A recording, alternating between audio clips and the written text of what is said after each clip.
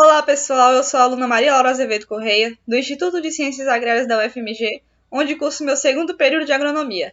Neste vídeo vou estar falando para vocês sobre o tema equações do segundo grau, que também é a principal característica de uma função do segundo grau, ou função quadrática.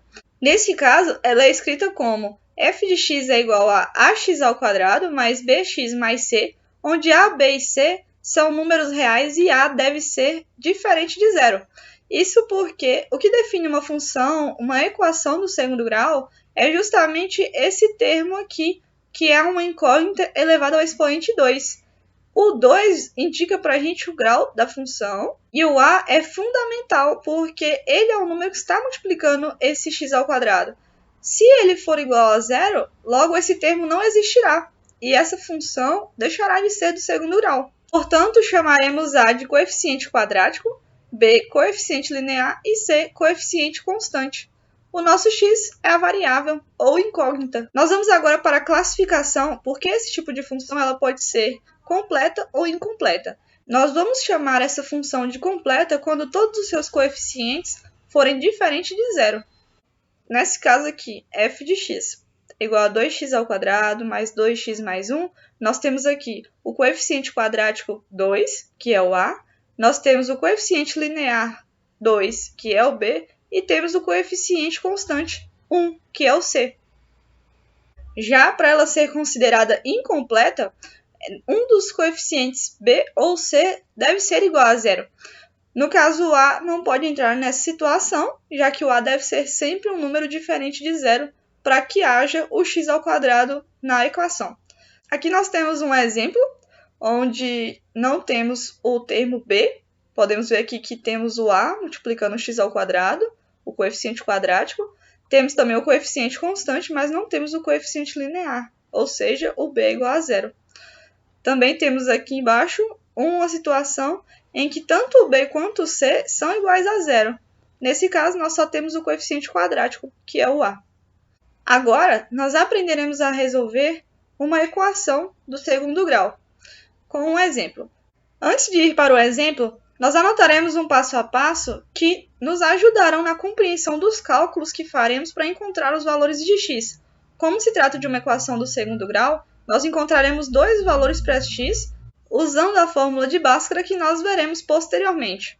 O primeiro passo que nós faremos é determinar os coeficientes da equação, ou seja, encontrar o a, o b e o c, o coeficiente quadrático, o coeficiente linear e o coeficiente constante.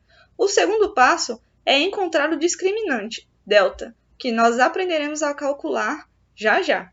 Já no terceiro passo, nós vamos encontrar as soluções da equação, sabendo que a partir do delta, nós já poderemos chegar a algumas conclusões, sendo que, se o delta for maior do que zero, isso significa que nós teremos dois valores para x reais e que são diferentes entre si.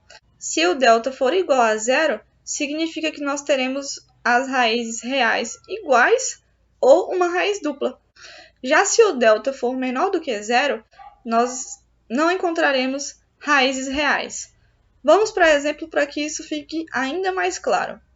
O exemplo nos pede que nós encontremos as raízes da equação x ao quadrado menos x menos 30 igual a zero. Nós sabemos que se trata de uma equação do segundo grau porque temos aqui uma incógnita elevado ao expoente 2, ou seja, temos aqui uma função quadrática. O primeiro passo, como vimos anteriormente, será determinar os coeficientes dessa equação, lembrando que os sinais acompanharão esses números.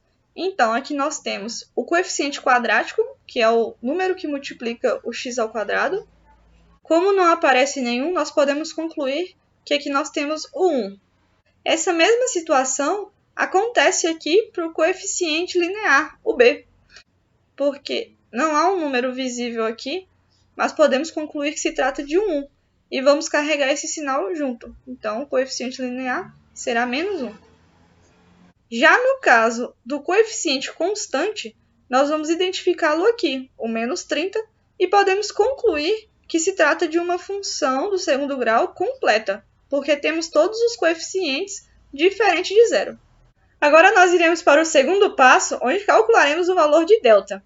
Para isso, nós vamos utilizar essa fórmula, onde delta, esse aqui é o símbolo de delta, é igual a b ao quadrado menos 4 vezes a vezes c. Nós vamos substituir os valores dos coeficientes que nós determinamos no primeiro passo nessa fórmula. Para isso, nós devemos observar que o sinal também acompanhará cada um desses números. E, principalmente, devemos ter atenção porque esses sinais se multiplicarão aqui, tornando essa subtração numa adição, como nós podemos ver aqui. Então, faremos o cálculo.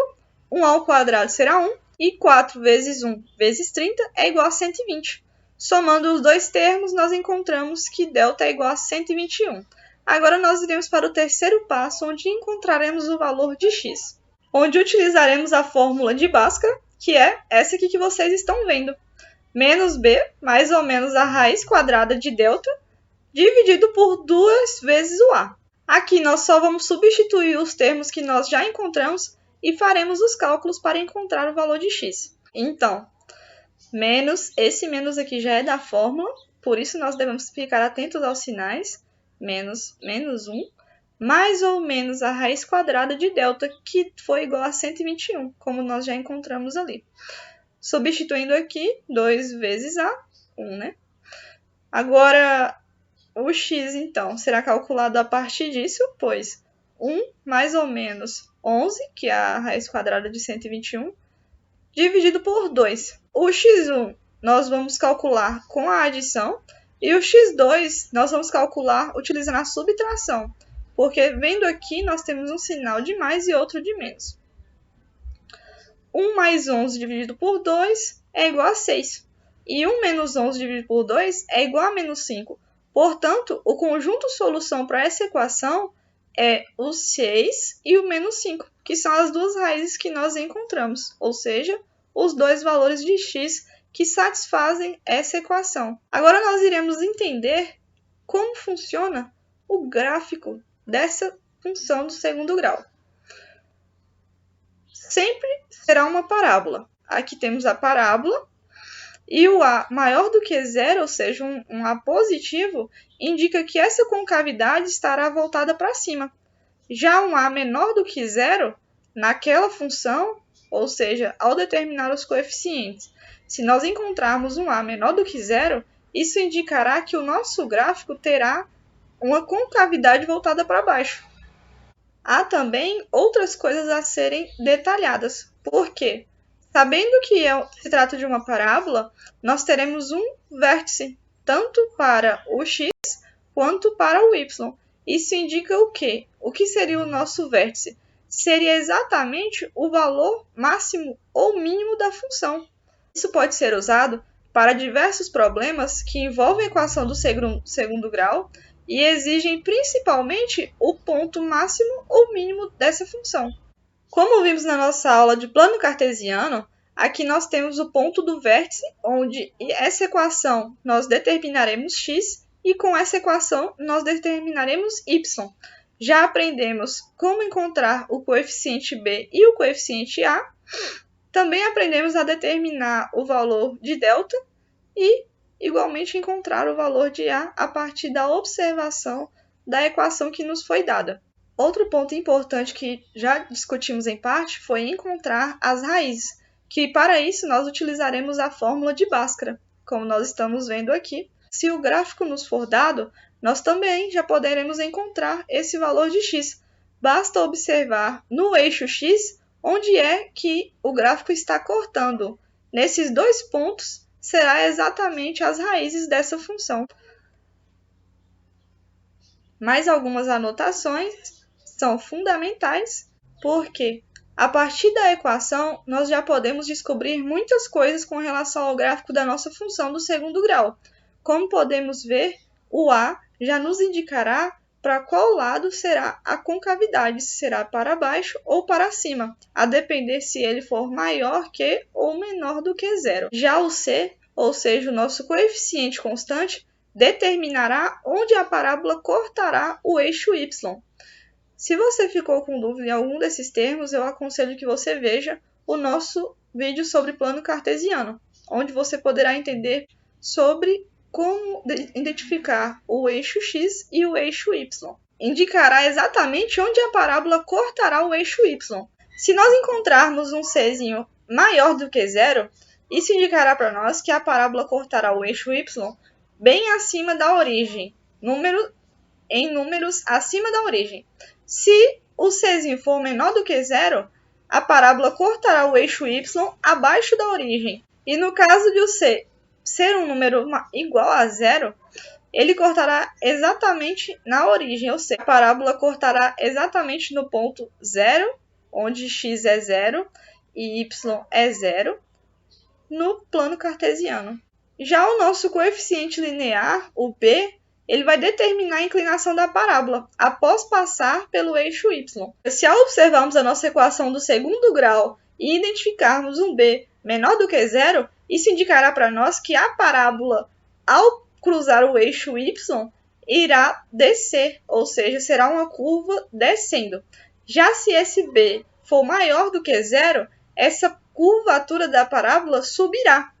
Já se o nosso coeficiente linear for igual a zero, não haverá inclinações. Essas anotações são fundamentais para ajudar na compreensão de como se constrói um gráfico da função do segundo grau. Por isso, quando observarmos um gráfico que tem uma parábola, nós poderemos identificar as raízes, nós saberemos se o nosso coeficiente quadrático, é positivo ou negativo. Também descobriremos qual é o nosso coeficiente constante, já que o c é exatamente onde a parábola cortará o eixo y, entre outras coisas.